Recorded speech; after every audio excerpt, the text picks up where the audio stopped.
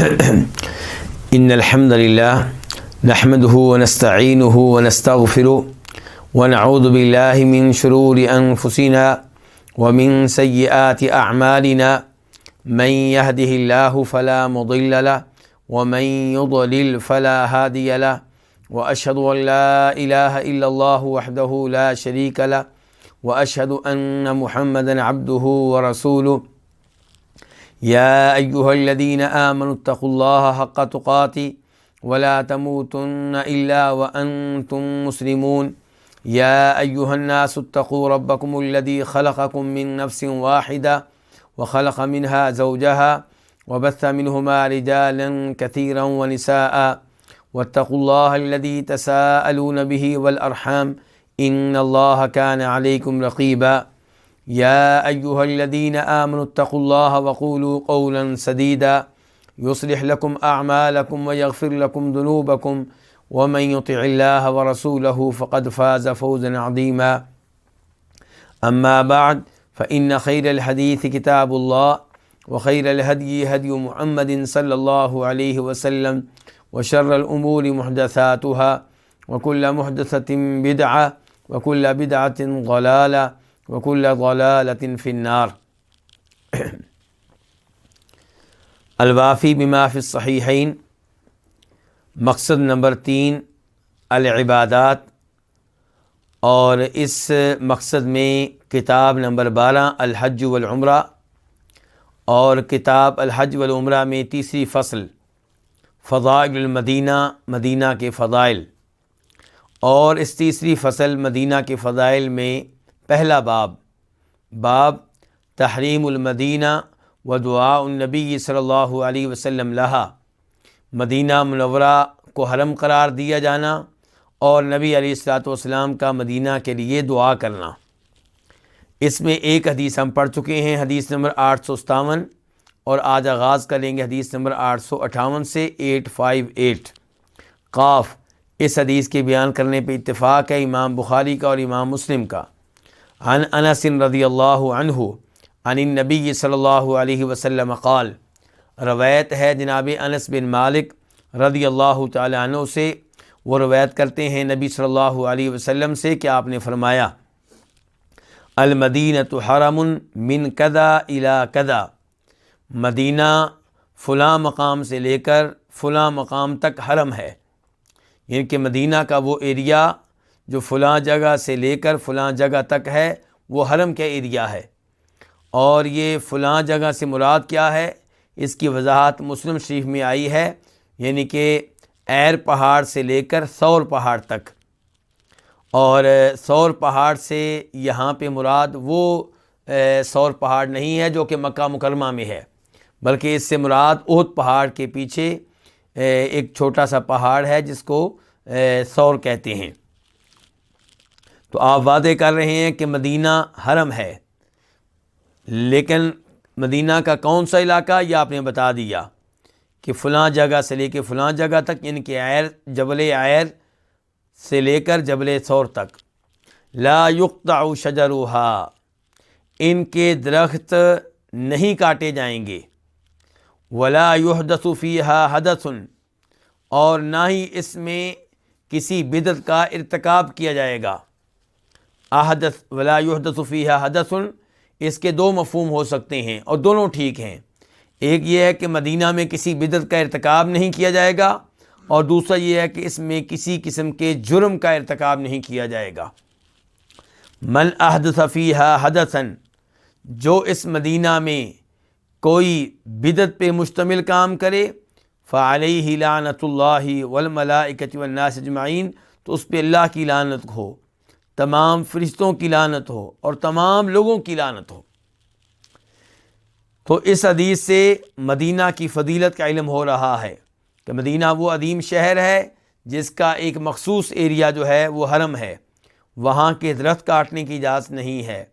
مدینہ میں اگر بدعت کا ارتکاب کریں گے تو یہ دیگر شہروں میں بدعت کا ارتکاب کرنے سے بڑھ کر جرم ہے۔ جو مدینہ میں ایسی حرکت کرے گا اس پہ اللہ کی لعنت، تمام فرشتوں کی لعنت اور تمام لوگوں کی لعنت۔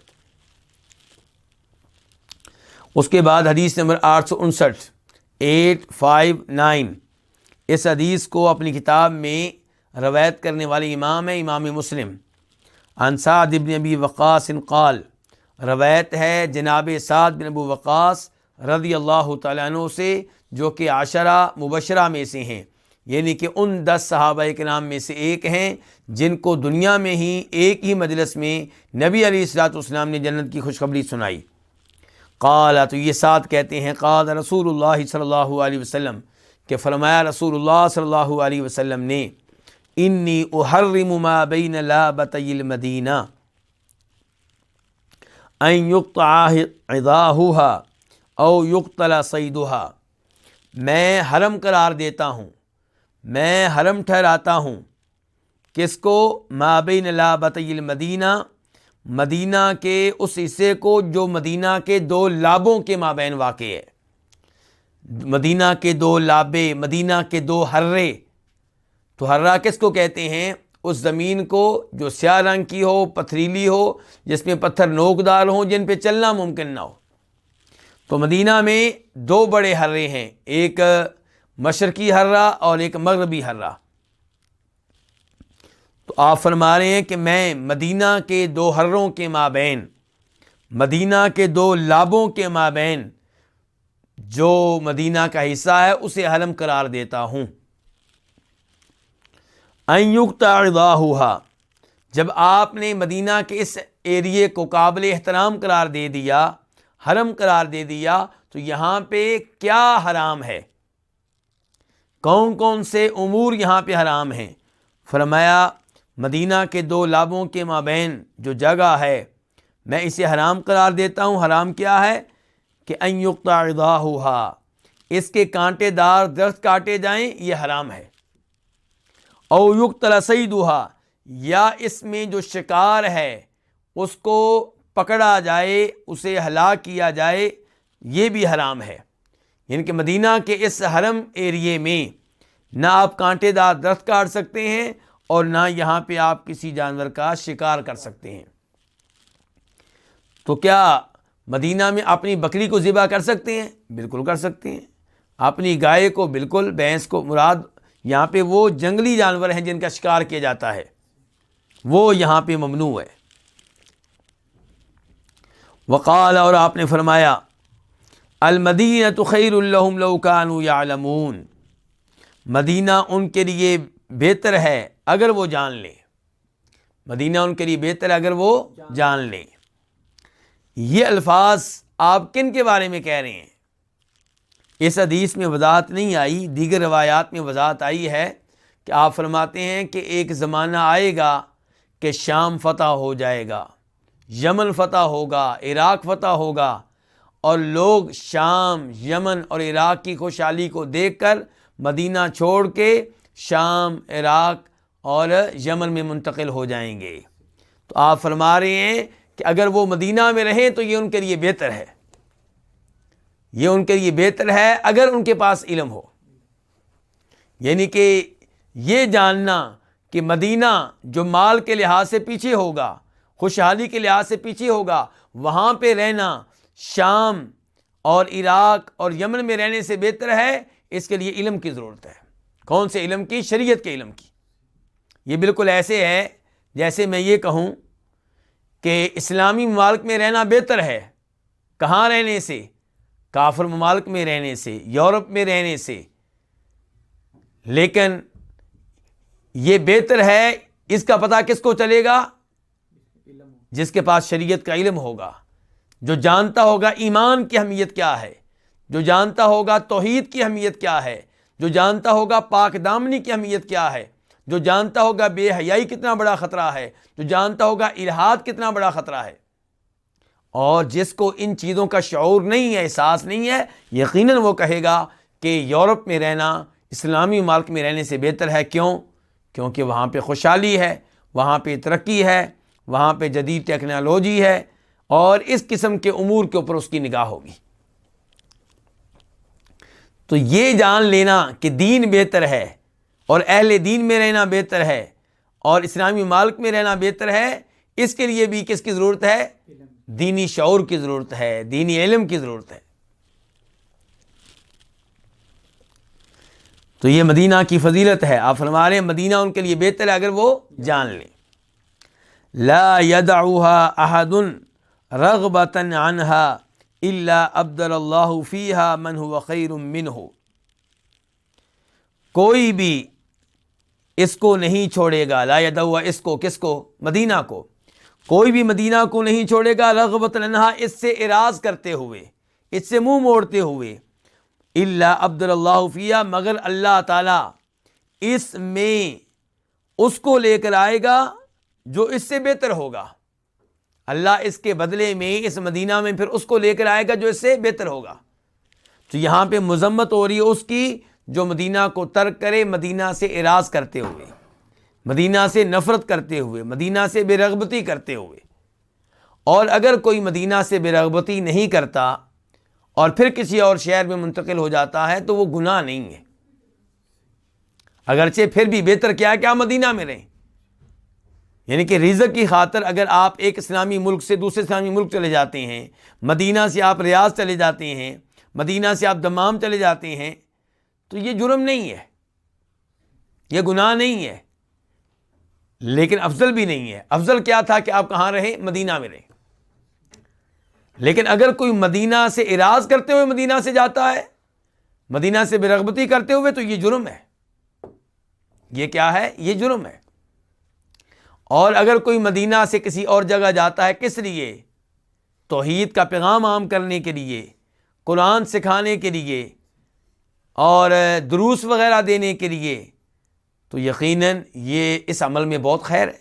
کیونکہ مدینہ میں رہیں گے تو اس کا فائدہ کس کو ہے؟ صرف آپ کو. اور جب آپ مدینہ چھوڑ کے کسی اور شہر میں منتقل ہوں گے دین سکھانے کے لیے، دعوت و تبلیغ کے لیے، تو اس کا فائدہ صرف آپ کو نہیں ہے بلکہ ایک معاشرے کو ہے. اسی لیے عبداللہ بن مسعود رضی اللہ تعالیٰ عنہ مدینہ سے کوفہ چلے گئے. دیگر کئی صحابہ کرام نے مدینہ سے کسی اور شہروں کا رخ کیا اللہ کا دین پھیلانے کے لیے، دعوت و تبلیغ کا کام کرنے کے لیے، تو اس میں کوئی حرج نہیں ہے.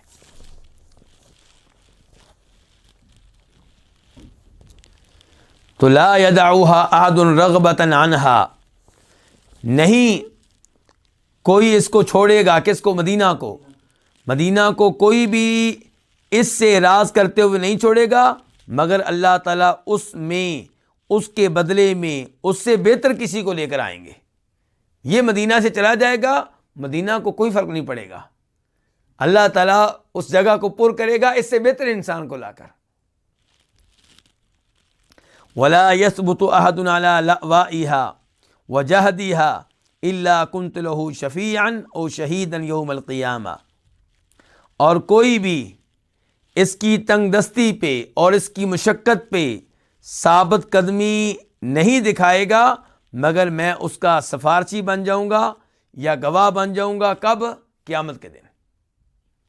یعنی کہ جو مدینہ کی تنگ دستیوں پہ صبر کرے، مدینہ کی مشقتوں پہ صبر کرے اور مدینہ میں رہے، باوجود اس کے کہ مدینہ میں اسے مسائل کا سامنا ہے، مشکلات کا سامنا ہے، تنگ دستیوں کا سامنا ہے، پھر بھی مدینہ میں رہائش رکھے ہوئے ہے، پھر بھی مدینہ میں رہ رہا ہے، فرمایا ایسے انسان کی روز قیامت میں شفاعت کروں گا یا میں اس کے حق میں گواہی دوں گا.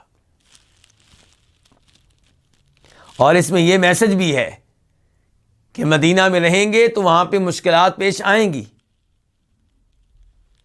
وہاں پہ تنگ دستیوں کا سامنا کرنا پڑ سکتا ہے. ہو سکتا ہے کہ مدینہ میں آپ کو اتنی اچھی جاب نہ ملے جتنی آپ کو ریاض میں ملتی ہے، دمام میں ملتی ہے. ہو سکتا ہے مدینہ میں آپ اتنی آسانی سے نہ رہ رہے ہوں جتنی آسانی کے ساتھ آپ دیگر شہروں میں اور دیگر ممالک میں رہتے ہیں. لیکن جو مدینہ میں رہے گا اس کو کیا ملے گی؟ نبی علیہ السلام کی شفاعت. اس کو اور کیا چاہیے؟ اور یہاں پہ آپ نے کہا میں اس کی شفاعت کروں گا یا میں گواہ بنوں گا. تو یہ یا کا لفظ جو آ گیا، او کا لفظ، اردو میں اس کا ترجمہ کیا؟ یا، عربی میں کیا؟ او. تو یہ کیا راوی کو شک ہوا ہے؟ نہیں، یہاں پہ راوی کو شک نہیں ہوا بلکہ آپ علیہ الصلوۃ والسلام نے دونوں لفظ بولے ہیں. آپ دونوں بولے ہیں تو مطلب کیا ہے؟ علماء کرام کی ایک رائے ہے کہ یہاں پہ او جو ہے وہ واو کے معنی میں ہے، یا اور کے معنی میں ہے. یعنی کہ میں اس شخص کی شفاعت بھی کروں گا اور اس کے حق میں گواہی بھی دوں گا، دونوں کام کروں گا. یعنی کہ او واو کے معنی میں ہے یا اور کے معنی میں ہے. اور دوسری رائے یہ ہے کہ نہیں، یہ او جو ہے تنویع کے لیے ہے کہ یا میں شفاعت کروں گا اس کی یا میں اس کے حق میں گواہی دوں گا، ایک کام کروں گا، یا یہ کام یا وہ کام. تو اب اس کی تقسیم پھر کیسے ہوگی؟ ایک رائے یہ ہے کہ وہ لوگ جن کو آپ نے دنیا میں دیکھا، جن کے ساتھ آپ رہے، ان کے حق میں گواہی دیں گے، اور وہ لوگ جو آپ کے بعد مدینہ کے مصائب پہ، شدائد پہ صبر کرتے رہے، تو ان کے لیے آپ شفاعت کریں گے. تو بہرحال اس حدیث سے بھی مدینہ کے فضائل معلوم ہو رہے ہیں اور مدینہ کی اہمیت کا علم ہو رہا ہے.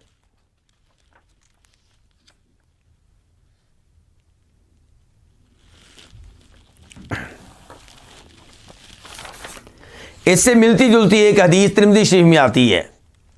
اس میں آپ علیہ الصلوۃ والسلام فرماتے ہیں من استطاع منکم ان یموت من المدینۃ فلیفعل، تم میں سے جو مدینہ میں موت لے سکتا ہے وہ لے لے، کیونکہ میں اس کے حق میں شفاعت کروں گا جو مدینہ میں فوت ہوگا. لیکن اس حدیث میں کیا کہا گیا؟ مدینہ میں جو فوت ہوگا. اور آپ فرما رہے ہیں جو مدینہ میں موت لے سکتا ہے لے لے. اب موت تو کسی کے اختیار میں نہیں ہے. مراد یہ ہے کہ مدینہ میں رہائش اختیار کرے اور کوشش کرے کہ وہ مدینہ میں ہی رہے تاکہ اس کی موت مدینہ میں واقع ہو. اور پھر اللہ سے دعا بھی کی جا سکتی کہ یا اللہ مجھے مدینہ میں موت دینا.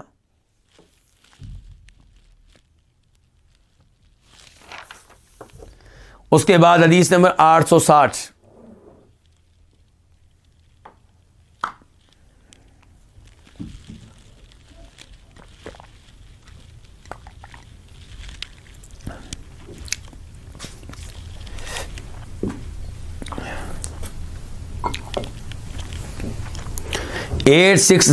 میم. اس حدیث کو اپنی کتاب میں جگہ دینے والے امام کا نام کیا؟ امام مسلم.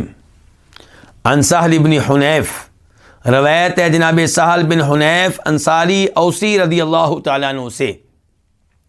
قال، وہ کہتے ہیں احوا رسول اللہ صلی اللہ علیہ وسلم بیدی المدینہ، نبی کریم صلی اللہ علیہ وسلم نے اپنے ہاتھ سے اشارہ کیا کس کی طرف؟ مدینہ کی طرف. فقال، تو آپ نے فرمایا انہا حرم آمن، کہ بے شک یہ حرم ہے، امن والا ہے. یعنی کہ مدینہ کیا ہے؟ یہ حرم بھی ہے اور امن والا بھی ہے. امن والا ہے اس سے کیا مراد ہے؟ کہ جو درخت حرم کے ایریے میں ہیں وہ محفوظ رہیں گے، ان کو کوئی نقصان نہیں پہنچائے گا. جو شکاری جانور اس ایریے میں آ جائیں گے وہ بھی محفوظ رہیں گے، ان کو کوئی شکار نہیں کرے گا. ایسے جو گھاس ہے یہاں پہ ان کو کوئی نہیں کاٹے گا.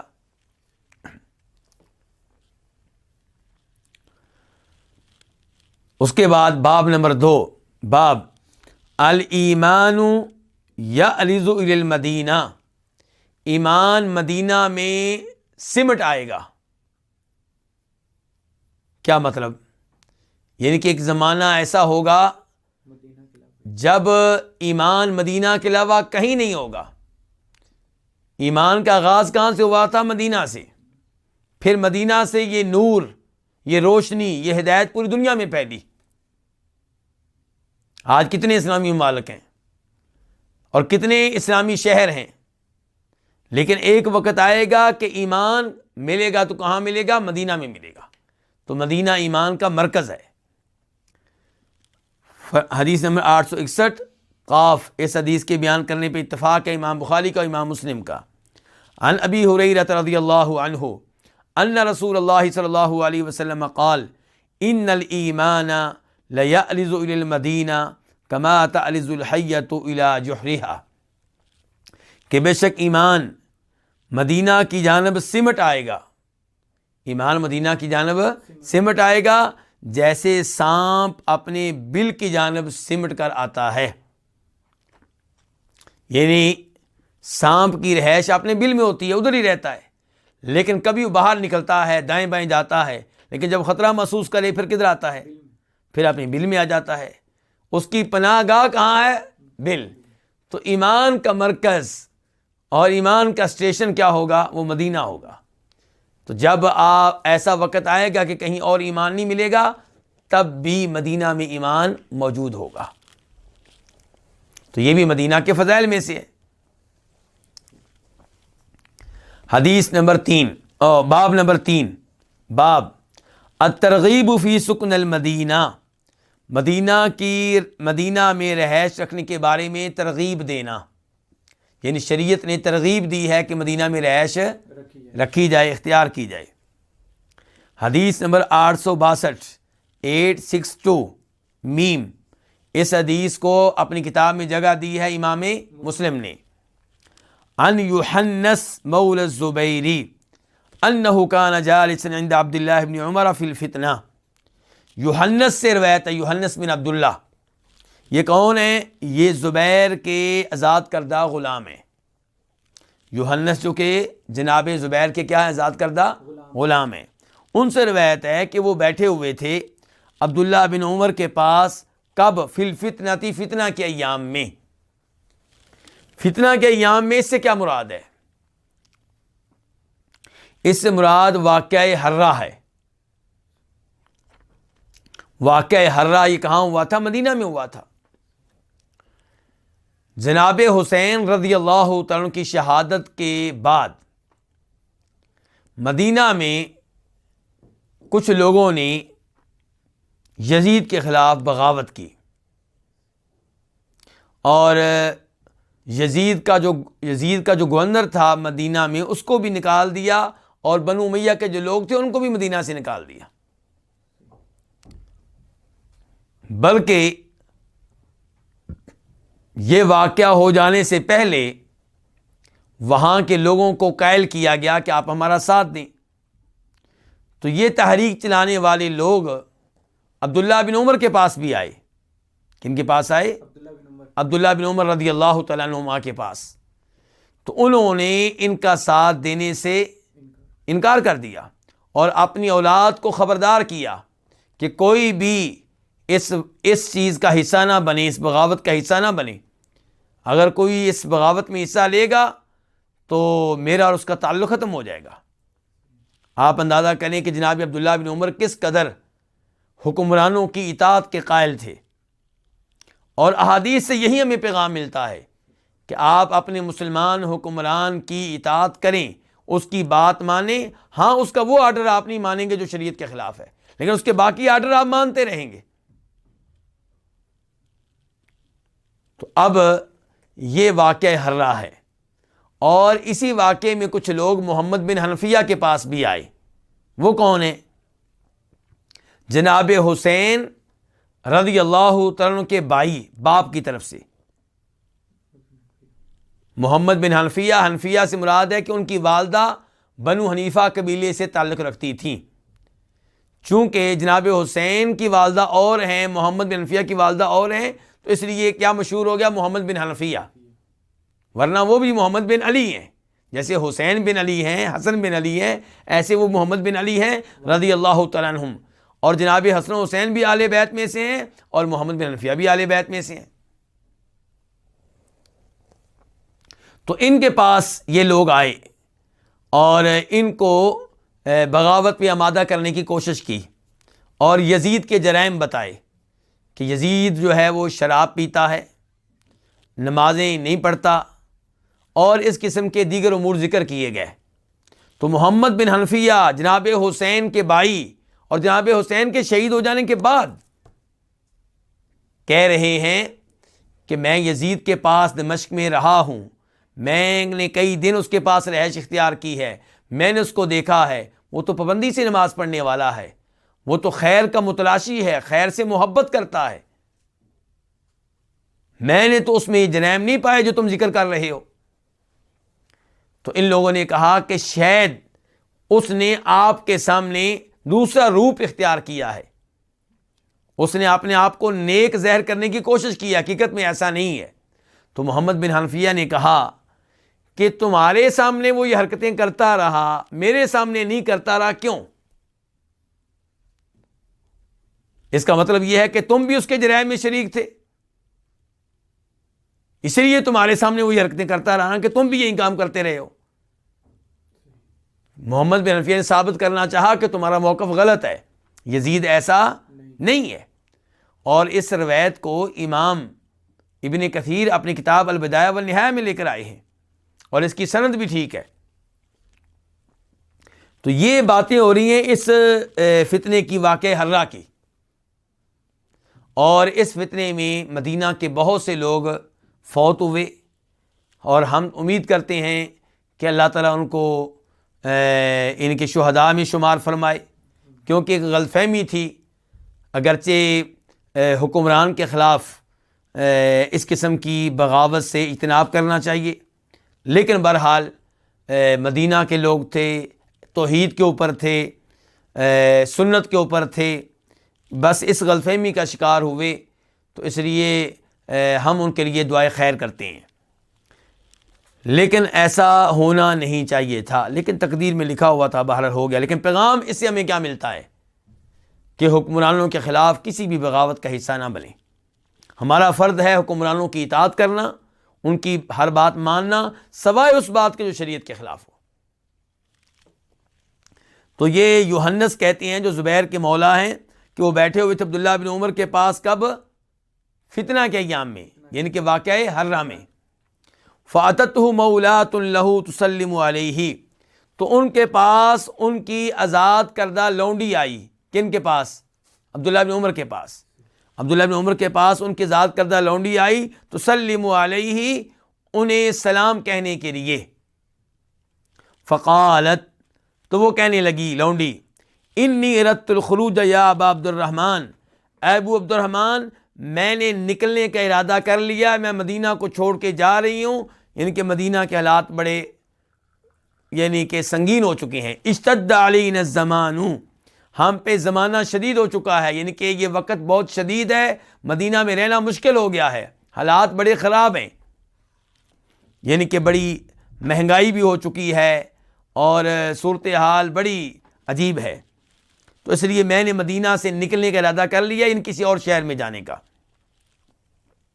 فقال لها عبد اللہ اقعدی، تو اس لونڈی سے عبداللہ کہنے لگے، ان کے عبداللہ بن عمر فرمانے لگے، اقعدی، بیٹھی رہو، یہیں پہ رہو، مدینہ میں بیٹھی رہو، یعنی کہ یہاں سے نکلنے کی ضرورت نہیں ہے۔ لکائی، لکائی کا مطلب کیا ہے؟ اے بیوقوف عورت، اے احمق عورت، یعنی کہ عبداللہ بن عمر ڈانٹ رہے ہیں کہ مدینہ کو چھوڑ کے کسی اور شہر میں جاؤ گی، یعنی کہ جو مدینہ کو چھوڑ کے مال کی خاطر کسی اور شہر میں چلا جائے اس کو عقل مند کون کہے گا؟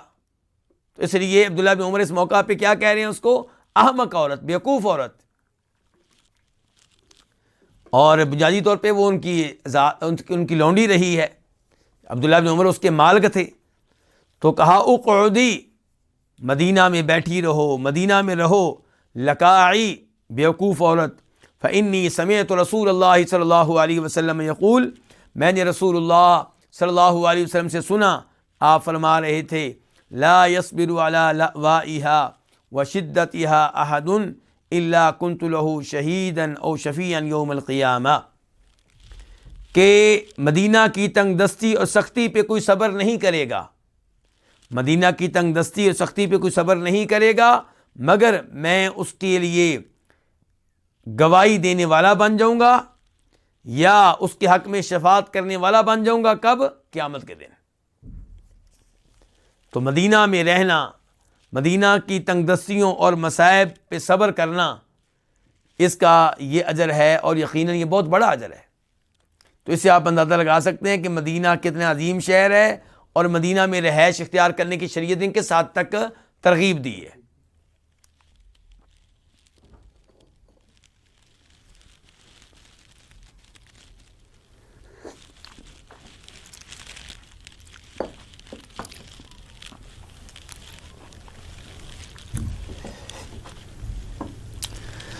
اور عبداللہ بن عمر جیسے کئی صحابہ کرام نے مدینہ میں جتنے بھی مصائب آئے ان پہ صبر کیا اور مدینہ میں رہائش کو ترک نہیں کیا۔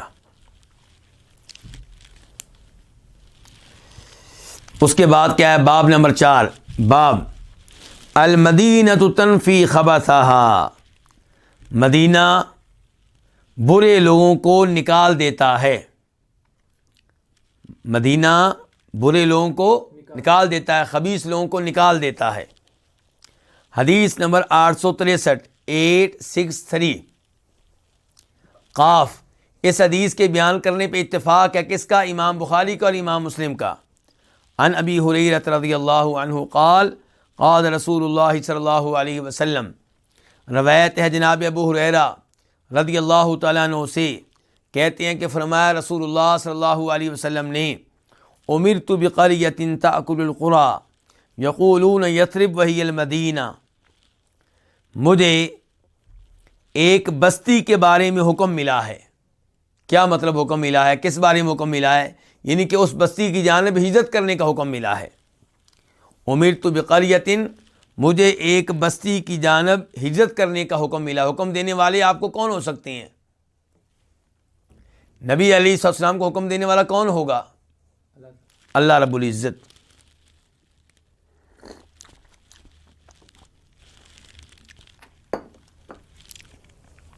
تو آپ فرما رہے ہیں مجھے ایک بستی کے بارے میں حکم ملا ہے، تأکل القری، جو دیگر بستیوں کو کھا جائے گی۔ اس کا کیا مطلب ہے دیگر بستیوں کو کھا جائے گی؟ یعنی ان پہ غالب آ جائے گی، یعنی کہ اس بستی سے لوگ اٹھیں گے اور باقی بستیوں اور شہروں پہ غالب آ جائیں گے، انہیں فتح کر لیں گے۔ تو بستی سے مراد یہاں پہ یہ نہیں ہے کہ وہ جگہ جہاں پہ کچے مکان ہوتے ہیں، مراد ہے قریہ سے مراد، قریہ کا لفظ شہر پہ بھی بولا جاتا ہے، بستی پہ بھی بولا جاتا ہے۔ تو امرت بقریۃ، آپ یہاں قریہ کا ترجمہ شہر کرنا چاہیں تو اس میں کوئی حرج نہیں ہے۔ تو امرت بقریۃ تأکل القری، مجھے ایسے شہر کا حکم ملا ہے جو باقی شہروں کو کھا جائے گا، یعنی کہ مجھے ایسے شہر کی جانب ہجرت کرنے کا حکم ملا ہے۔ اس کا مطلب یہ ہوا کہ آپ نے مدینہ کی جانب جو ہجرت کی ہے وہ کس کے حکم سے کی ہے؟ اللہ کے حکم سے۔ یقولون یثرب، اس شہر کو کیا کہتے ہیں؟ یثرب کہتے ہیں۔ وہی المدینہ، جبکہ وہ مدینہ ہے، یعنی کہ یثرب نہیں کہنا چاہیے۔ آپ کہہ رہے ہیں کہ مجھے ایک شہر کے بارے میں حکم ملا ہے جو باقی شہروں کو کھا جائے گا، ان پہ غالب آ جائے گا، اسے یثرب کہتے ہیں، جبکہ وہ کیا ہے؟ مدینہ ہے۔ یثرب یہ پرانا نام ہے، جب تک نبی علیہ السلام مدینہ نہیں آئے تھے تو اس کو کیا کہتے تھے؟ یثرب۔ جب آپ آ گئے تو اس کے نام کیا پڑ گیا؟ مدینہ، یعنی کہ نبی علیہ السلام کا شہر، ایک کامل اور مکمل شہر۔ تنفی الناس کما ینفی الکیر خبث الحدید، یہ شہر یعنی کہ مدینہ لوگوں کو نکال دے گا۔ کون سے لوگوں کو؟ برے لوگوں کو، خبیث لوگوں کو۔ یہ شہر برے لوگوں کو نکال دے گا جیسے بھٹی نکالتی ہے خبث الحدیدی، لوہے کے میل کچیل کو۔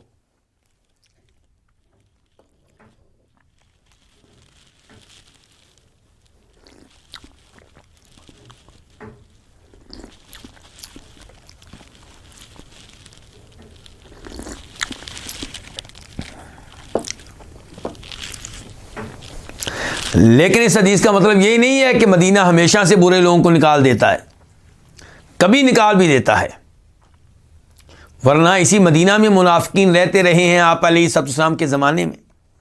بلکہ قرآن میں ہے سورہ توبہ میں، وَمِنْ أَهْلِ الْمَدِينَةِ مَرَدُوا عَلَى النِّفَاقِ، مدینہ والوں میں سے کئی وہ ہیں جو منافقت پہ ڈٹے ہوئے ہیں، لیکن کئی دفعہ یہ مدینہ جو ہے خبیث لوگوں کو کیا کرتا ہے؟ نکال دیتا ہے۔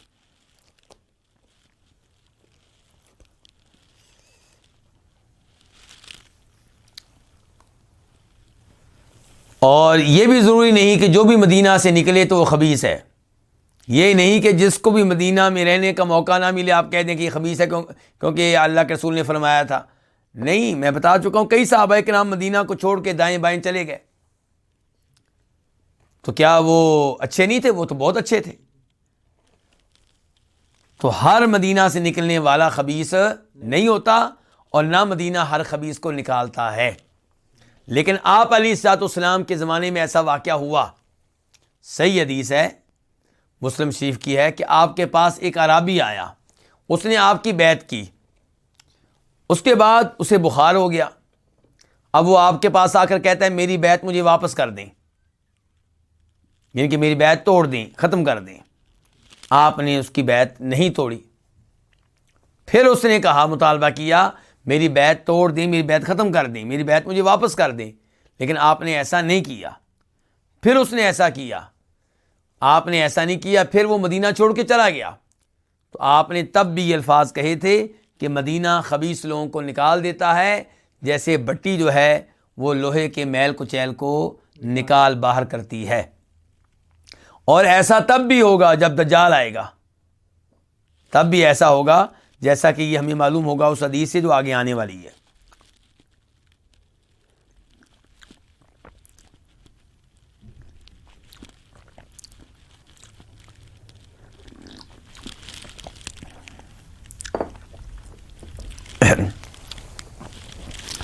باب نمبر 5، باب من رغب عن المدینہ، یہ باب اس شخص کے بارے میں ہے جو مدینہ سے کیا کرے؟ اعراض کرے، جو مدینہ سے اعراض کرے، مدینہ سے نفرت کرے۔ حدیث نمبر 864، 864 میم۔ اس حدیث کو کون سے امام نے اپنی کتاب میں درج کیا؟ امام مسلم نے۔ عن ابی ہریرہ ان رسول اللہ صلی اللہ علیہ وسلم قال یأتی علی الناس زمان یدعو الرجل ابن عمہ وقریبہ ہلم الی الرخاء ہلم الی الرخاء۔ جناب ابو ہریرہ سے روایت ہے، بے شک رسول اللہ صلی اللہ علیہ وسلم نے فرمایا، لوگوں پہ ایک زمانہ آئے گا، آدمی دعوت دے گا ابن عمہ، اپنے چچا کے بیٹے کو، اپنے چچا زاد کو، وقریبہ اور اپنے رشتہ دار کو، دعوت دیتے ہوئے کیا کہے گا؟ کہے گا ہلم الی الرخاء، خوشحالی کی طرف آ جاؤ، ہلم الی الرخاء، خوشحالی کی طرف آ جاؤ، والمدینۃ خیر لہم لو کانوا یعلمون، جبکہ مدینہ ان کے لیے بہتر ہوگا اگر وہ جان لیں۔ کیا پتہ چلا یہاں سے؟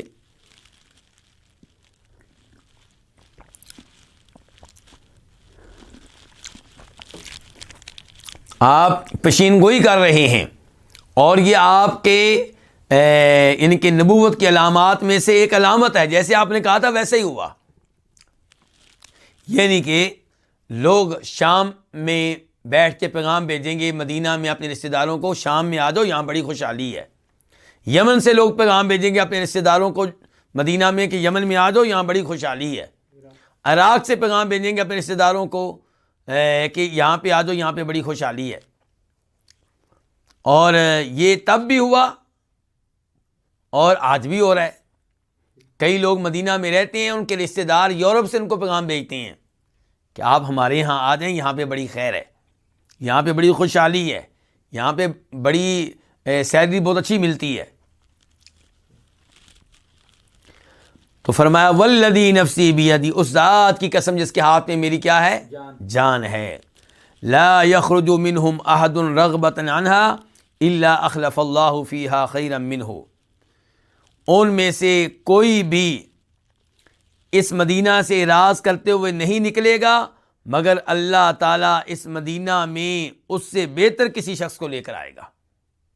یعنی کہ مدینہ کو کسی کے چلے جانے کا نقصان نہیں ہوگا۔ مدینہ کی اپنی فضیلت ہے، اپنی اہمیت ہے، اپنے فوائد ہیں۔ جو رہے گا وہ ان رحمتوں برکتوں کو سمیٹ لے گا، جو نہیں رہے گا وہ اپنا نقصان کرے گا، مدینہ کا کوئی نقصان نہیں ہوگا۔ الا ان المدینۃ کالکیر، الا خبردار، یعنی کہ میری بات دھیان سے سنو، توجہ سے سنو۔ الا ان المدینۃ کالکیر، مدینہ بٹی کی طرح ہے۔ بٹی کس کو کہتے ہیں؟ لوہار کی بٹی، جس میں وہ پھونکے مارتا ہے اور آگ جلتی ہے، اور پھر کیا ہوتا ہے؟ لوہا گرم ہوتا ہے، اور لوہا جب گرم ہوتا ہے تو پھر لوہے کا جو وہ مواد جو میل کچیل ہوتا ہے وہ الگ ہو جاتا ہے، اور صاف ستھرا لوہا باقی رہ جاتا ہے۔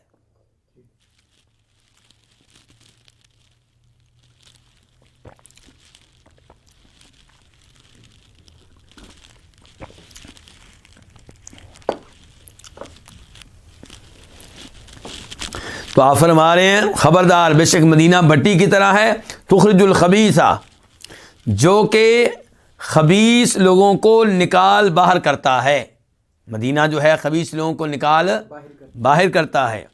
ولا تقوم الساعة حتى تنفی المدینۃ شرارها، اور قیامت قائم نہیں ہوگی یہاں تک کہ مدینہ اپنے برے لوگوں کو نکال باہر کرے گا۔ تو قیامت کے قریب کوئی بھی برا آدمی مدینہ میں باقی نہیں رہے گا۔ قیامت قائم نہیں ہوگی یہاں تک کہ مدینہ اپنے برے لوگوں کو نکال باہر کرے گا۔ کما ینفی الکیر خبث الحدید، جیسا کہ بٹی لوہے کے میل کچیل کو نکال باہر کرتی ہے۔ تو اس حدیث سے بھی مدینہ کے فضائل کا علم ہو رہا ہے، مدینہ کی اہمیت کا علم ہو رہا ہے۔ اس کے بعد باب نمبر 6، باب حفظ المدینۃ من الدجال والطاعون، مدینہ کو دجال اور طاعون سے محفوظ رکھنا، یعنی کہ اللہ نے مدینہ کو محفوظ رکھا ہوا کس سے؟ دجال کے فتنے سے اور طاعون سے۔ حدیث نمبر 865 865 قاف، اس حدیث کے بیان کرنے پہ اتفاق ہے کس کا؟ امام بخاری کا اور امام مسلم کا۔ عن ابی ہریرہ رضی اللہ عنہ قال، روایت ہے جناب ابو ہریرہ رضی اللہ تعالیٰ عنہ سے، کہتے ہیں کہ فرمایا رسول اللہ صلی اللہ علیہ وسلم نے، علی انقاب المدینۃ ملائکہ، مدینہ کے داخل ہونے والے راستوں پہ فرشتے ہیں۔ انقاب نقب کی جمع ہے، اس کا معنی راستے بھی کیا جا سکتا ہے اور اس کا معنی دروازے بھی کیا جا سکتا ہے۔ تو مدینہ کے دروازوں پہ فرشتے ہیں یا مدینہ میں داخل ہونے والے راستوں پہ فرشتے ہیں۔ لا يدخلها الطاعون، مدینہ میں طاعون داخل نہیں ہو سکے گا، ولا الدجال، اور نہ ہی دجال داخل ہو سکے گا۔ اور جن دنوں دجال آئے گا ان دنوں دوسری حدیث سے معلوم ہوتا ہے، صحیح حدیث سے، کہ مدینہ کے 7 دروازے ہوں گے اور ہر دروازے پہ 2 فرشتے ہوں گے، ہر دروازے پہ 2 فرشتے ہوں گے۔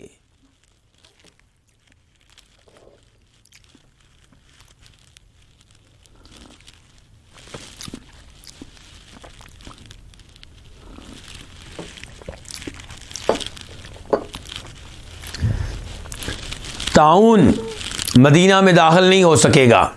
یہاں پہ طاعون سے کیا مراد ہے؟ کیا ہر وبائی مرض کو آپ طاعون کہیں گے؟ نہیں، یہاں پہ طاعون سے مراد ہر وبائی مرض نہیں ہے، یہاں پہ طاعون سے مراد خاص طاعون کی بیماری ہے،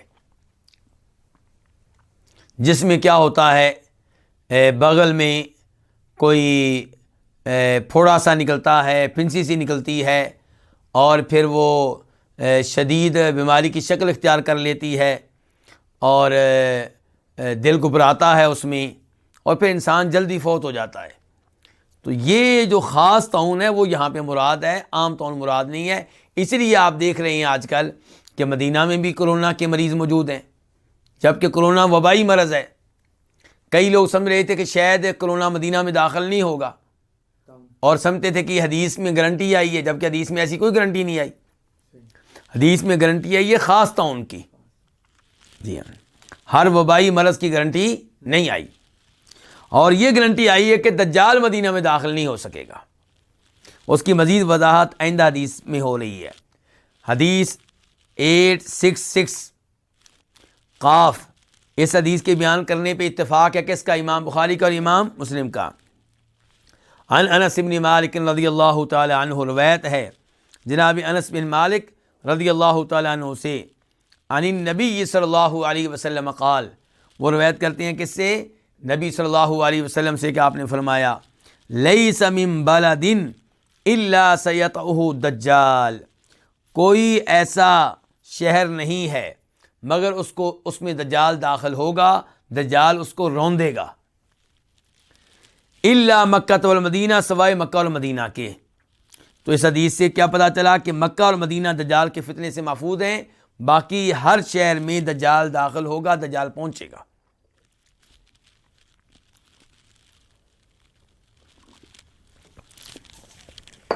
یہ جو آپ فرما رہے ہیں کہ دجال ہر شہر میں داخل ہوگا، ہر شہر کو روندے گا، ہر شہر میں پہنچے گا، اس سے کیا مراد ہے؟ کیا اس سے مراد یہ ہے کہ دجال خود ہر شہر میں جائے گا، یا اس سے مراد یہ ہے کہ کہیں پہ دجال خود جائے گا اور کہیں پہ اس کا لشکر پہنچے گا، اس کے چیلے پہنچیں گے؟ تو جواب یہ ہے کہ جمہور کا موقف یہ ہے کہ اس سے مراد یہ ہے کہ خود دجال ہر شہر میں داخل ہوگا۔ حافظ بن حجر رحمہ اللہ یہ بات لکھتے ہوئے کہتے ہیں کہ حدیث کا ظاہر یہی ہے، حدیث کے الفاظ سے یہی کچھ محسوس ہو رہا ہے کہ خود دجال ہر شہر میں جائے گا، تو ہم کیوں تعویل کریں اور کہیں کہ دجال نہیں بلکہ اس کے چیلے جائیں گے، ہم نہیں کیوں اپنی طرف سے لے کر آئیں؟ یعنی کہ نبی علیہ السلام فرما رہے ہیں، نبی صلی اللہ علیہ وسلم، کہ دجال ہر شہر میں داخل ہوگا، پہنچے گا سوائے مکہ مدینہ کے۔ ہم کہیں نہیں جی نہیں، یہ مطلب نہیں ہے، مطلب یہ ہے کہ دجال کا لشکر داخل ہوگا، تو یہ تو نبی علیہ الصلوۃ والسلام کی کہی ہوئی بات کی نفی ہے۔ اسی لیے علماء کرام کہتے ہیں کہ آپ قرآن کریم کی نصوص کو اور احادیث کو حقیقت پہ محمول کیا کریں اور مجاز پہ محمول کرنے سے ہر ممکن پرہیز کریں، اجتناب کریں، الا یہ کہ کوئی دلیل ہو۔ امام ابن حزم رحمہ اللہ نے یہ موقف اپنایا ہے، کیا کہ دجال ہر شہر میں خود نہیں جائے گا بلکہ اس کے چیلے جائیں گے، اس کا لشکر جائے گا۔ اس کے بعد لیس لہ من نقابها نقب الا علیہ الملائکہ، مدینہ کے دروازوں میں سے کوئی دروازہ نہیں ہوگا مگر اس پہ فرشتے کھڑے ہوں گے، مدینہ کے داخلی راستوں میں سے کوئی راستہ نہیں ہوگا مگر اس پہ فرشتے کھڑے ہوں گے، صافینہ، اس حال میں کہ وہ صفیں بنائے ہوئے ہوں گے۔ فرشتے کیا بنائے ہوئے ہوں گے؟ صفیں بنائے ہوئے ہوں گے، یحرسونہا، وہ اس کی حفاظت کر رہے ہوں گے، کس کی؟ مدینہ کی۔ ثم ترجف المدینۃ باہلھا ثلاث رجفات، پھر مدینہ اہل مدینہ کو 3 بار حرکت دے گا، پھر مدینہ اہل مدینہ کو 3 بار ہلائے گا، یعنی کہ پھر مدینہ میں 3 بار زلزلہ آئے گا۔ فَيُخْرِجُ اللَّهُ كُلَّ كَافِرٍ وَمُنَافِقٍ، تو اللہ تعالیٰ ہر کافر و منافق کو نکال دیں گے، کہاں سے؟ مدینہ سے۔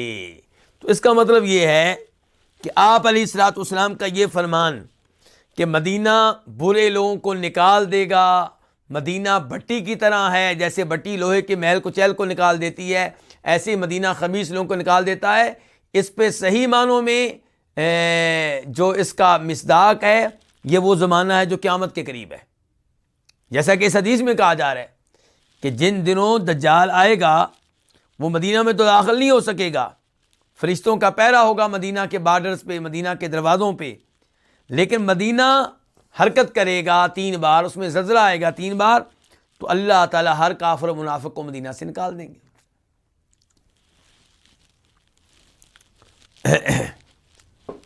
تو اس حدیث سے پتہ چلا کہ جیسے مدینہ محفوظ ہے دجال سے، ایسے مکہ بھی محفوظ ہے۔ اور یہاں پہ یہ وضاحت بھی کہ امام ابن حزم نے یہ سمجھا کہ کیسے ممکن ہے کہ دجال پوری دنیا کا چکر لگا لے، لیکن امام ابن حزم شاید اس موقع پہ اس حدیث کو بھول گئے کہ نبی علیہ السلام نے فرمایا کہ دجال 40 دن زمین میں پھرے گا، اور اس کا ایک دن کتنا ہوگا؟ اس کا پہلا دن 1 سال کی طرح ہوگا، اور اس کا دوسرا دن 1 مہینے کی طرح ہوگا، اور پھر آہستہ اس کے جو ایام باقی ہوں گے 37 دن وہ معمول کے مطابق ہوں گے۔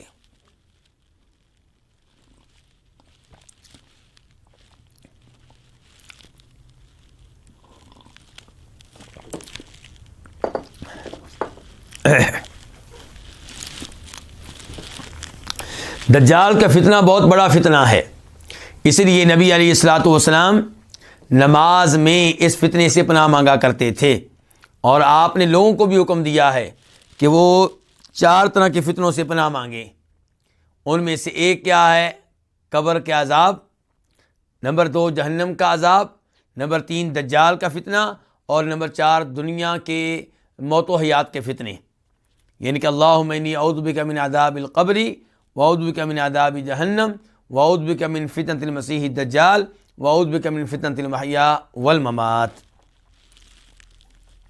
اور آپ علیہ السلام یہ بھی فرمایا کرتے تھے کوئی نبی ایسا نہیں ہے جس نے لوگوں کو دجال کے فتنے سے خبردار نہ کیا ہو۔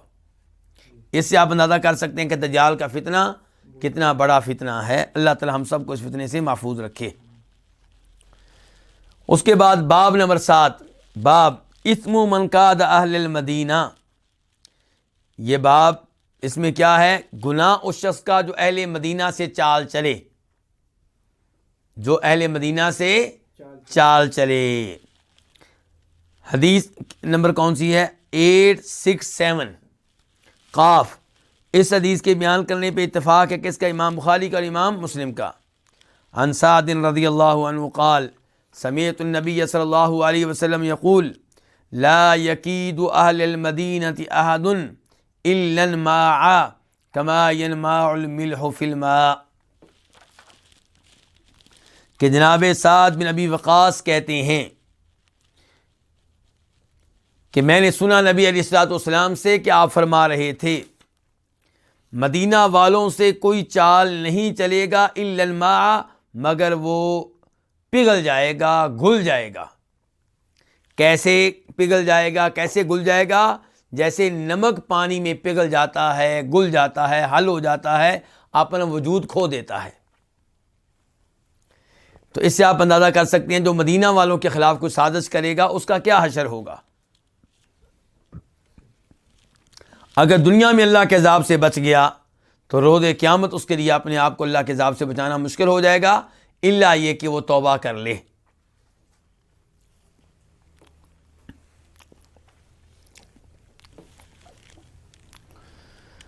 اس کے بعد ہے باب نمبر 8، باب حب المدینہ.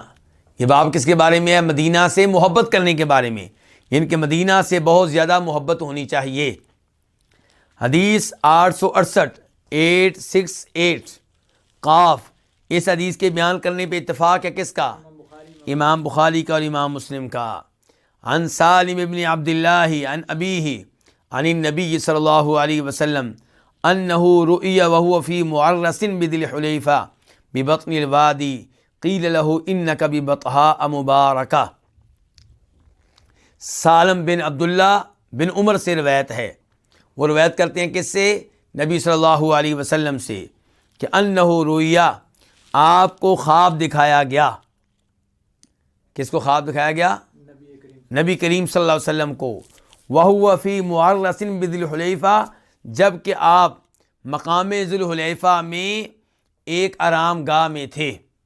معرس پڑاؤ کی جگہ، جہاں پہ آپ پڑاؤ ڈالیں، جہاں پہ سامان سواری سے اتار کے آپ رک جائیں، آرام کریں، اس کو کیا کہیں گے؟ آرام گاہ، پڑاؤ کی جگہ.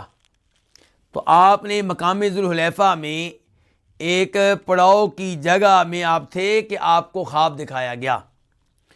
ببطن الوادی، وادی کے درمیان میں، وادی عقیق کے درمیان میں. یہاں وادی سے مراد کون سی وادی ہے؟ وادی عقیق. وادی عقیق کے درمیان میں. قیل لہ، آپ سے کہا گیا، یعنی کہ وہ جو خواب میں آپ کو دکھایا گیا وہ کیا تھا؟ آپ سے کہا گیا انک ببطحاء مبارکہ، آپ ایک بابرکت وادی میں ہیں. تو اس سے ایک تو یہ پتا چلا کہ یہ بات نبی علیہ السلام کو خواب میں بتائی گئی. دوسرا یہ کہ انبیاء کرام علیہ السلام کے خواب دین ہوتے ہیں، برحق ہوتے ہیں، ان کے خواب عام انسانوں کی طرح نہیں ہیں. تو انبیاء کرام کا خواب جو ہوتا ہے وہ وہی ہوتا ہے. اسی لیے تو ابراہیم علیہ السلام کو جب خواب میں دکھایا گیا کہ اپنے بیٹے کی گردن پہ چھری چلا رہے ہیں تو انہوں نے بیٹے سے کہہ دیا بیٹا مجھے خواب دکھایا گیا ہے، انی ارا فی المنام انی اذبحک، بیٹا میں خواب میں دیکھ رہا ہوں کہ میں تمہیں ذبح کر رہا ہوں. فانظر ماذا تری، دیکھو تمہاری کیا رائے ہے، تمہارا کیا خیال ہے. کہا یا ابت افعل ما تؤمر، ابا جی جو آپ کو حکم ملا ہے وہ کیجیے. تو حکم کیسے ملا تھا؟ خواب میں ملا تھا نا. تو اس سے پتہ چلا کہ انبیاء کرام علیہم السلام کے خواب شریعت ہوتے ہیں، وحی ہوتے ہیں، دین ہوتے ہیں. ورنہ کبھی بھی ابراہیم علیہ السلام خواب کی بنیاد پہ بیٹے کی گردن پہ چھری کبھی بھی نہ چلاتے. تو چلائی ہے تو اس کا مطلب یہ ہے کہ خواب انبیاء کرام کے جو ہیں وہ وحی ہیں. اچھا، اب آج کل اگر کسی کے پیر صاحب کو ایسا خواب آ جائے کہ پیر صاحب اس سے کہیں مجھے خواب آیا کہ تم اپنے بیٹے کی گردن پہ چھری چلا رہے ہو، تو کیا اس پہ عمل کرنا چاہیے؟ بالکل نہیں، کیونکہ صرف انبیاء کرام کے جو خواب ہیں وہ وہی ہیں، وہ برحق ہیں، باقی لوگوں کے بارے میں ایسی گارنٹی نہیں ہے۔ حدیث نمبر 869 869 عن انس ان النبی صلی اللہ علیہ وسلم کان اذا قدم من سفر فنظر الى جدرات المدینہ اوضع راحلته وان كان على دابة حركها من حبها۔ جناب انس بن مالک سے روایت ہے کہ بے شک نبی علیہ الصلوۃ والسلام جب سفر سے آتے تو آپ دیکھتے مدینہ کی دیواروں کی طرف، اوضع راحلته تو آپ اپنی سواری کو تیز کر دیتے، وَإِن كَانَ عَلَى دَابَّةٍ حَرَّكَهَا اور اگر آپ کسی اور سواری پہ ہوتے تو اس کو حرکت دیتے۔ یہ سب کچھ کیوں کرتے؟ من حبها مدینہ سے محبت کی وجہ سے۔ اس سے آپ اندازہ لگا سکتے ہیں کہ نبی کریم صلی اللہ علیہ وسلم کو مدینہ سے کتنی محبت تھی، اور ہمیں بھی یہ محبت رکھنی چاہیے، ہمارے دلوں میں بھی مدینہ کے بارے میں یہ محبت ہونی چاہیے۔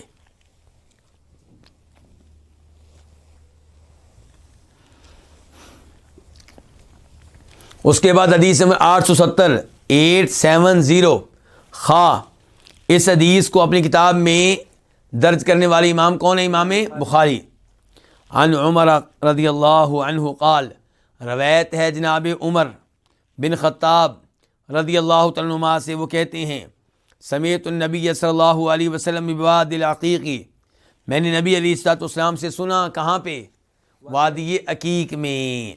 یقول، آپ کہہ رہے تھے، اتانی اللیلۃ آت من ربی، اس رات میرے رب کی طرف سے آنے والا آیا، اور وہ کون تھے؟ جبریل علیہ السلام۔ تو آپ فرما رہے ہیں اس رات میں رب کی طرف سے آنے والا کوئی آیا، اور مراد کون ہے؟ جبریل علیہ السلام۔ فقال، تو انہوں نے کہا، صلی فی ھذا الوادی المبارک، کہ آپ اس بابرکت وادی میں نماز ادا کریں۔ تو بابرکت وادی کس کو قرار دیا گیا؟ وادی عقیق کو، اور اس وادی میں نماز پڑھنے کا حکم بھی دیا گیا ہے۔ تو الفاظ یہ یاد رکھیے گا، کیا لفظ ہیں؟ کہ آپ اس بابرکت وادی میں نماز پڑھیں۔ تو نماز کا تعلق پھر کس سے ہوا؟ یہ نماز کون سی ہوئی؟ نماز کا تعلق اس بابرکت وادی سے ہوا، یعنی کہ آپ کو کہا گیا تھا اس بابرکت وادی میں نماز پڑھیں، اور وادی سے مراد کیا؟ وادی عقیق۔ تو اس بابرکت وادی میں نماز پڑھنی چاہیے، اور ساتھ ہی کہا کہ وقل عمرۃ فی حجہ، آپ اس بابرکت وادی میں نماز پڑھیں اور یہ کہیں کہ عمرۃ فی حجہ، میں نے عمرہ کو حج کے ساتھ کر دیا ہے، یعنی کہ میں حج کے لیے آیا ہوں لیکن ساتھ ساتھ کیا کروں گا؟ عمرہ بھی کروں گا۔ اور دوسرا آپ یوں بھی پڑھ سکتے ہیں کہ وقل عمرۃ فی حجۃ، اور آپ یہ کہیں کہ حج کے ساتھ عمرہ بھی ہے، حج کے ساتھ ساتھ میں عمرے کی نیت بھی کر چکا ہوں، میں عمرہ بھی کروں گا۔ تو یہ جبریل علیہ السلام نے آپ کو ایک تو کہا بابرکت وادی میں نماز پڑھیں، اور اس وادی کے نام کیا؟ وادی عقیق۔ اور دوسرے نمبر پہ آپ کو بتایا گیا کہ آپ نے حج عمرے میں کیسے داخل ہونا ہے، اور آپ نے کیا الفاظ کہنے ہیں۔ اس کے بعد حدیث نمبر 871 871 خواہ اس حدیث کو اپنی کتاب میں جگہ دینے والے امام کون ہیں؟ امام بخاری۔ عن عمر رضی اللہ عنہ قال، روایت ہے جناب عمر بن خطاب رضی اللہ تعالیٰ عنہ سے، وہ کہتے ہیں اللہم ارزقنی شہادۃ فی سبیلک، انہوں نے یہ کہا تھا اے اللہ مجھے اپنے راستے میں کیا دینا؟ شہادت دینا۔ وجعل موتی فی بلد رسولک صلی اللہ علیہ وسلم، اور میری موت اپنے رسول کے شہر میں کر دے۔ آپ دیکھیں کہ جناب عمر فاروق نے جو دعا کی تھی اللہ نے قبول کی۔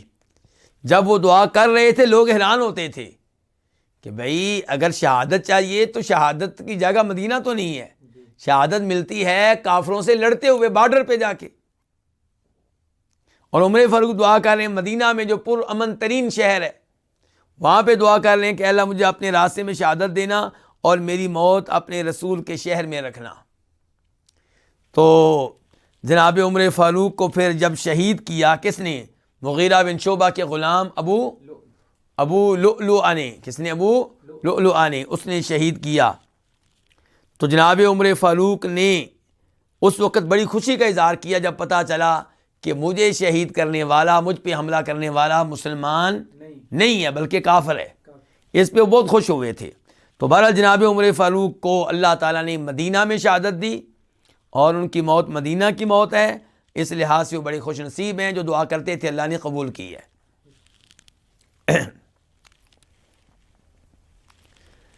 اس کے بعد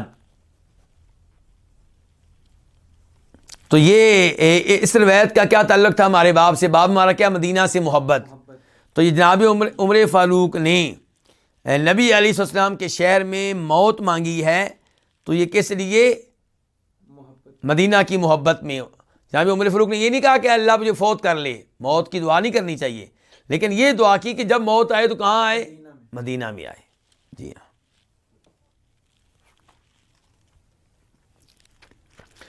اس کے بعد حدیث نمبر 872 میم۔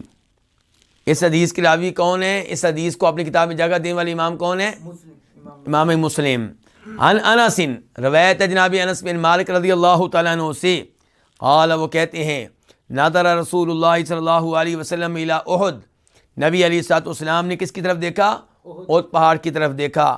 فقال، تو آپ نے کہا، ان احدا جبل یحبنا ونحبہ، بے شک احد پہاڑ، احد جو ہے وہ پہاڑ ہے، وہ ہم سے محبت کرتا ہے اور ہم اس سے محبت کرتے ہیں۔ تو اس سے پتہ چلا کہ بے جان چیزیں بھی محبت کرتی ہیں۔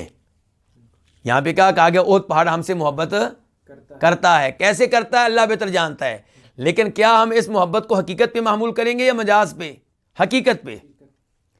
قرآن و حدیث کی نصوص کو حقیقت پہ معمول کیا جائے گا، مجازی معنی مراد لینے سے ہر ممکن اجتناب کیا جائے گا۔ مجازی معنی تب لیں گے جب حقیقی معنی مراد لینا ممکن نہ ہو۔ تو یہاں پہ حقیقی معنی مراد لیں گے۔ اللہ تعالیٰ کے لیے کیا مشکل ہے کہ پہاڑ میں مسلمانوں کی محبت ڈال دے؟ کیا اللہ کے لیے کوئی مشکل ہے؟ کیا ہم بھول گئے اس حدیث کو جس میں نبی علیہ السلام فرماتے ہیں، میں مکہ میں اس پتھر کو اب بھی جانتا ہوں جو مجھے سلام کیا کرتا تھا؟ تو اور پھر وَإِن مِّن شَيْءٍ إِلَّا يُسَبِّحُ بِحَمْدِهِ، اللہ تعالیٰ کہہ رہے ہیں ہر چیز میری تسبیح بیان کر رہی ہے، بلکہ ساتھ میری حمد و ثنا بھی بیان کر رہی ہے۔ گویا کہ ہر چیز کیا کہہ رہی ہے؟ سبحان اللہ و بحمدہ۔ ہر چیز کہہ رہی ہے کہ میں اللہ کی تسبیح بھی بیان کرتی ہوں اور اللہ کی حمد و ثنا بھی بیان کرتی ہوں۔ تو اس لیے اس کو حقیقت پہ محمول کیا جائے گا اور مجازی معنی لینے سے گریز کیا جائے گا۔ اب باب ہمارا کون سا؟ باب نمبر 9۔ کیا باب ہے؟ باب فضل الصلاۃ فی المسجد النبوی و مسجد قباء، مسجد نبوی میں اور مسجد قباء میں نماز ادا کرنے کی فضیلت۔ تو کیا فضیلت ہے، کیا حدیث ہیں، وہ یہاں پہ نہیں آئیں، لیکن کتاب کے رائٹر شیخ صالح شامی نے لکھ دیا ہے کہ یہاں پہ ان احادیث کو آپ پڑھ لیں جو گزر چکی ہیں، حدیث نمبر 365 اور حدیث 366 اور حدیث 369 اور حدیث 370، ان کے 370۔ تو آئیے یہ احادیث دیکھتے ہیں تاکہ حدیث اور باب کا تعلق قائم ہو سکے۔ صفحہ 178 ہے، 178۔ پہلے نمبر پہ حدیث کیا؟ 365، 365۔